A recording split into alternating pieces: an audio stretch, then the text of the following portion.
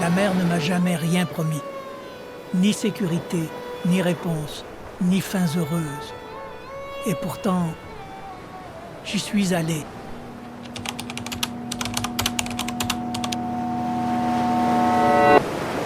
J'y suis allé parce que, sur la terre ferme, je n'ai jamais vraiment su qui j'étais.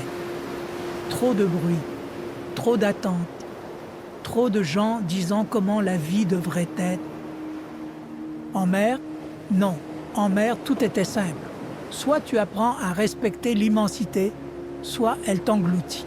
Je suis devenu marin encore jeune, pensant que je choisissais un métier. Aujourd'hui, je sais, je choisissais le calme, un endroit où personne ne me demandait si j'allais bien, où personne n'attendait que j'explique ce que je ressentais. Le mouvement des vagues faisait cela pour moi. C'est lors de mon premier grand embarquement que je l'ai rencontré. Jake Smith, c'était la nuit, le quart le plus long, et le vent coupait le visage comme s'il voulait arracher les dernières illusions. Il m'a offert un café, rien de plus, mais dans ce geste simple, il y avait quelque chose de rare, une présence. Avec le temps, j'ai compris que ce n'était pas le café qui soutenait cette amitié. C'était le fait que, pour la première fois, je ne me sentais pas seul dans mon parcours. Nous travaillions côte à côte, affrontions la même mer, la même fatigue, la même peur. Nous parlions peu, nous n'avons jamais été doués avec les mots. Mais il y avait une compréhension, comme si chacun savait exactement quand l'autre était au bord d'abandonner. Peut-être que tu m'écoutes maintenant et que tu penses avoir appris à avancer ainsi aussi, sans te plaindre, sans demander de l'aide, en tenant simplement, fonctionnant à l'extérieur, mais fatigué à l'intérieur. Si cela te semble familier, dis-moi une chose. À quel moment as-tu compris que tu vivais en mode automatique? Écris-le ici dans les commentaires. Parfois, quand quelqu'un met cela en mots, d'autres réalisent qu'ils ne sont pas seuls. Lui et moi avons traversé des années ainsi. Des ports différents, des tempêtes qui ont failli nous emporter. Des nuits trop longues pour des pensées courtes. Et même sans le dire, je croyais que cette amitié était permanente, que certaines choses ne finissent jamais. Je me trompais.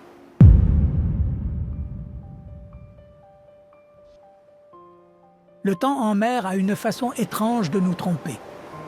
Les jours passent sans laisser de traces.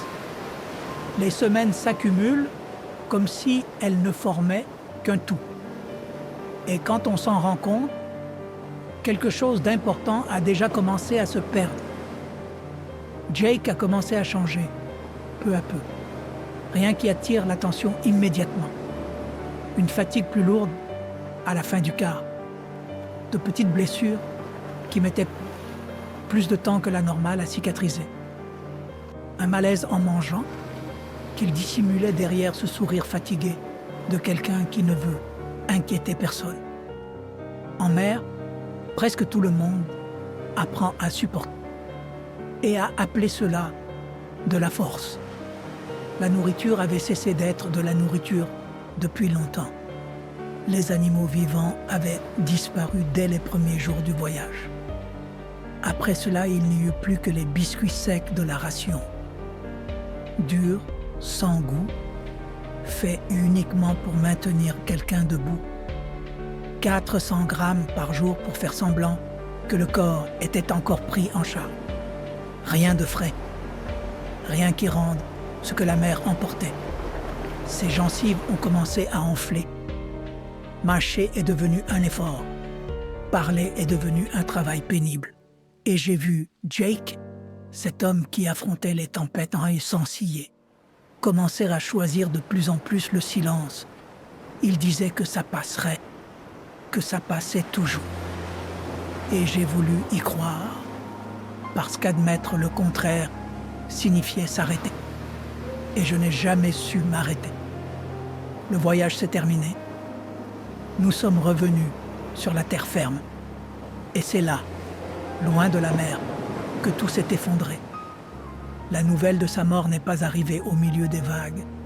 Elle est arrivée à terre, Jake est parti à cause d'une maladie qui emporte plus de la moitié des marins. Après quelques semaines en mer, les gencives enflent et commencent à pourrir, dégageant une odeur insupportable. Parfois, il faut couper la chair gangrenée avant que l'enflure ne recouvre les dents et n'entraîne le malade vers la mort. Incapable de mâcher, les malheureux dépérissent de faim. Il a été frappé par le scorbut, comme si la vie avait choisi le seul endroit où je n'avais déjà plus nulle part où fuir. Il n'y a pas eu de vent violent, il n'y a pas eu d'agitation, seulement le silence. Un vide trop lourd pour quelqu'un qui avait passé toute sa vie à croire qu'il savait vivre avec. Il n'est pas mort en naviguant. Et peut-être que c'est cela qui a fait le plus mal. Parce que la mer a toujours été notre langage commun. Mais l'adieu a eu lieu loin d'elle, comme si le monde voulait me dire que tout ne peut pas être résolu de la manière dont on l'apprend. Je me suis senti coupable de ne pas m'être arrêté, de ne pas avoir demandé, d'avoir confondu résister avec vivre. J'ai passé des nuits à revivre des conversations qui n'ont jamais eu lieu, des signes que j'ai appelés fatigue, des avertissements que j'ai choisi d'ignorer. Pendant longtemps, j'ai cru que survivre était la partie la plus difficile.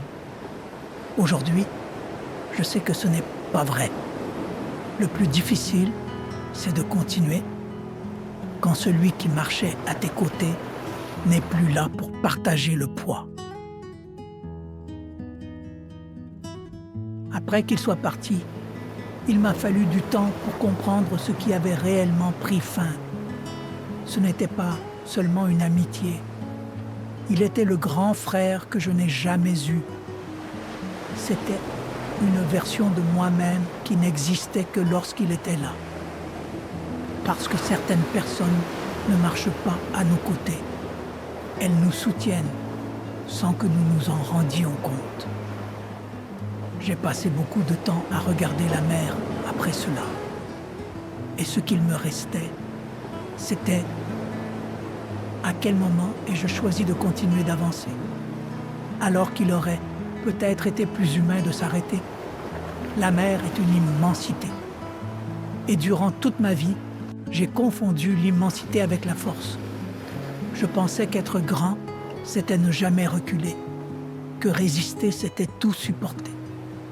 Mais la mer n'enseigne pas cela. La mer ne fait que montrer. C'est nous qui interprétons. Jake Smith ne m'a pas appris à affronter les tempêtes. Les tempêtes arrivent de toute façon. Il m'a appris à rester entier pendant que je traversais, à ne pas abandonner qui j'étais simplement pour continuer à suivre une route, à comprendre que certains choix semblent sûrs, mais qu'avec le temps, ils exigent un prix beaucoup trop élevé.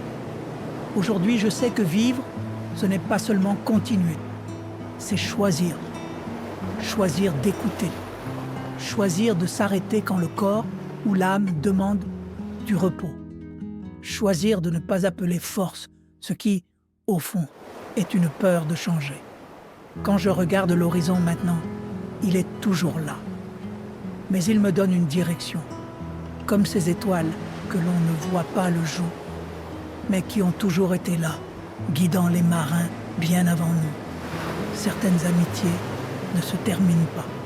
Elles se transforment en boussole. Si tu es resté jusqu'ici, peut-être que cette histoire a touché quelque chose que toi aussi tu portes dans ton cœur. Si tu en ressens l'envie, écris dans les commentaires un morceau de ton histoire. Parfois, quand quelqu'un a le courage de parler, cela aide une autre personne à respirer mieux.